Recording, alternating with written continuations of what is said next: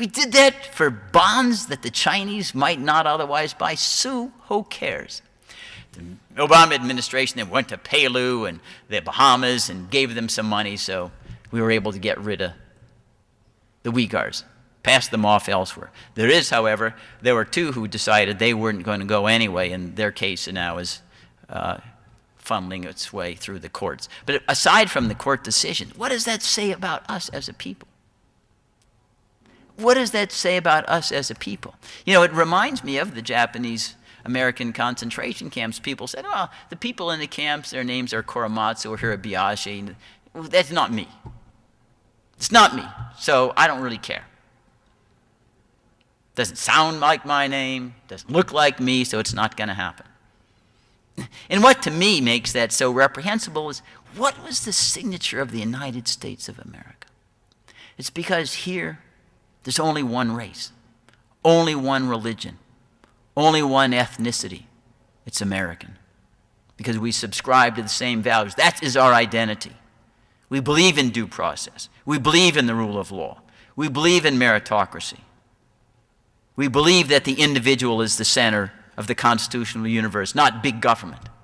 We believe millions for defense, but not 1 cent for empire. That's what ties us together, makes us strong, not these other irrelevancies. But that's what, in my judgment, is in part going on today. People look at all the victims of the lawlessness. Hey, the names, they say Hamdan, Hamdi, hey, those are Arab names, not going to happen to me. And even if it doesn't, so what? What we do is a reflection on us, irrespective of how much it harms somebody else. And that's why we've lost our mantle as a republic and become an empire. Now, let's go to, I could stand here for hours and recite indictment after indictment and make Thomas Jefferson's indictment of King George III look like a short story. But I'll hit some of the highlights because I want to provoke your questions. Where do we go from here? We've had a law, we've signed and ratified the Convention Against Torture for decades. We prosecuted the Japanese for waterboarding as torture after World War II, war crimes. The United States Congress and the President signed, ratified a law making it a crime to practice torture. It wasn't a Republican issue, it wasn't a Democrat issue. And it's defined as simulated death. That's put in the statute. That's the criteria for torture. And as everyone probably knows, the United States committed 283 acts, at least, of waterboarding or torture against al-Qaeda detainees. Open and acknowledged. Now people say, well, there's got to be torture in ticking time bomb cases. Well, the fact is, the statute and the treaty have no exceptions. There's no ticking time bomb exception. There is no al-Qaeda exception. And the administration and any member of Congress did not stand up and say, we got to do torture sometimes. We got to take account of the fact that it really may be necessary. Because I think they believed that it would be so shameful. They couldn't even imagine proposing an amendment to the law that says, yeah, you can commit torture in certain circumstances. And moreover, they would have confronted the proposition, well, if you can do torture that's waterboarding, well, where do you stop?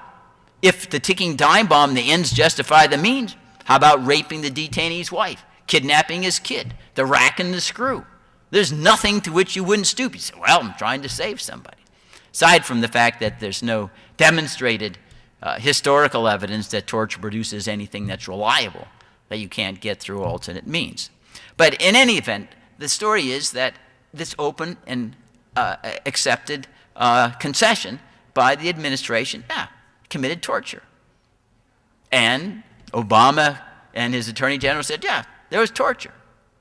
But what happened? Nothing.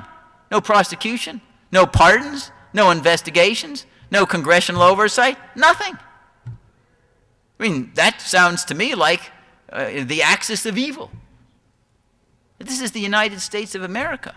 No accountability. Well, these were bad guys. Who cares? We need to care. It's cast aspersion on my character to be part of a country that commits torture. Aside from the fact that endangers our own men and women if they're captives abroad. So, well, the United States tortures, so will we. Just shrug the shoulders, we're an empire. Then we had another statute. It's called the Foreign Intelligence Surveillance Act. I helped work on well over 30 years ago. It came in the aftermath of the disclosures. Somebody called Cy Hirsch, you may know about, Frank Church was then senator, head of the so-called Church Committee, revealed decades of illegal FBI spying, CIA spying, opening mail without warrants, utilizing the CIA for domestic law enforcement purposes, wholesale wrongdoing. And the statute, which was intended to apply during war, indeed it has a 15-day window where you needn't comply, requires generally that the executive branch obtain a warrant before it spies on any American citizen for purposes of foreign intelligence, believing that that citizen could be a foreign agent or complicit in terrorism activity. Foreign Intelligence Surveillance Act. Now, it wasn't all that rigorous a threshold you had to meet to get a warrant. Indeed, in all of its years, there had been 20,000 grants and maybe 4 denials. It's not a huge hurdle, but at least it has some judicial check on the otherwise inclination of the executive branch to spy on everybody, and the belief that you could be a terrorist tomorrow. We don't have any evidence of that, but our imaginations are powerful, and moreover, we need to have something to do to keep our jobs. And the more files we have and the more we spend, the more we go to Congress and say we need more money. So that was the reason why Foreign Intelligence Surveillance Act was in there and why there was a judicial check. But after 9/11, the President of the United States decided that he wouldn't ask to amend the statute. He would just unilaterally decide to flout it. He called his program a terrorist surveillance program. And under that program, Americans were spied on, internet transmissions, telephone calls, without any warrants whatsoever, based upon the president's say-so alone. He says, oh, I think so-and-so might be in cahoots with Al-Qaeda. Let's spy on that person. That was the standard. Sorry, I'll have to go even faster, I see, in order to complete my peroration here, so I apologize for the speed that I'll have to conclude this opening. Well, so the president gets to decide on his own who he thinks is a terrorist and worthy of being spied on. And there's no oversight. It was said that the reason why there was worry about disclosing the terrorist surveillance program and even asking Congress to amend it, and be very, very quiet while I tell you this secret. Everyone in the executive branch thought Al-Qaeda doesn't know we're spying on them. If we go and ask for an amendment, then they'll think we're spying on them. But they're so innocent. They're ingenues. That's what's the explanation. I mean, how dumb do they think we are? And of course, when the New York Times disclosed the 6 years of illegalities, which by the way are crimes, did the administration stop the program? No, continued on, even though Al-Qaeda knew about the program, as though they cared whether they were spied on with or without a warrant. I mean, the whole thing was a total and complete concoction. And despite open and acceptance that they violated the law, same reaction to torture. No oversight hearings, no prosecutions, no impeachments, nothing. This is over 6 years, thousands of violations. And then you get into the catch-22 situations because all the targets of the spying are not told that they have been targeted. They sue in court those who suspect they've been targeted because they're newspaper people or they're political dissidents. And then the court says, with the approval of the administration, no, you have no standing to sue. How do you know we intercepted your conversation? And since you haven't been injured, you can't sue. So, well, we'd like to take a deposition to find out whether you did spy on me. No, state secret. All right, you're out of court. Again, this is the kind of lawsuit that reminds you of Khodorkovsky in Russia. This is the United States of America. You'll see that this rampant lawlessness, indifference to constitutional violations is where we are today. Because we have transformed ourselves from a republic where the most important goal of government, of our community, was celebrating individual liberty, that we took risks. We knew that the only way to be absolutely safe was to put everybody in prison. We didn't want to do that.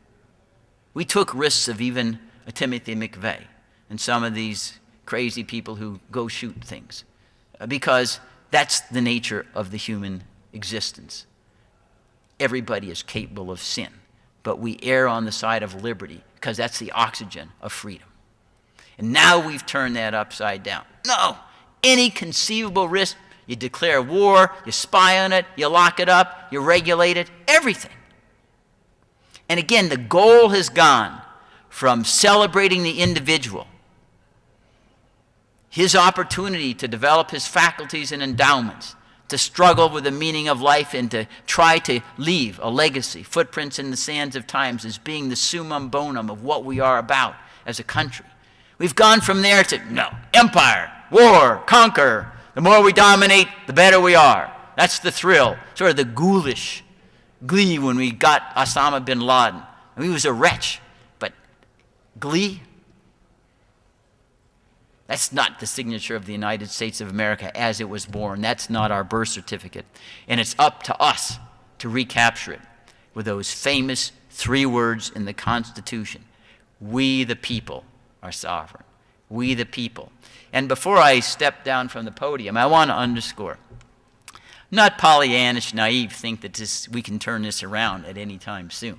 All great endeavors begin at the bottom of Mount Everest. This is where we are. Because this corrosion of our country is not just even 1 or 2 decades old. It goes back over a century, the beginning of manifest destiny. We somehow were born with different DNA and genes that didn't subject us to the same temptations and efforts to try to dominate that other people would be subject to.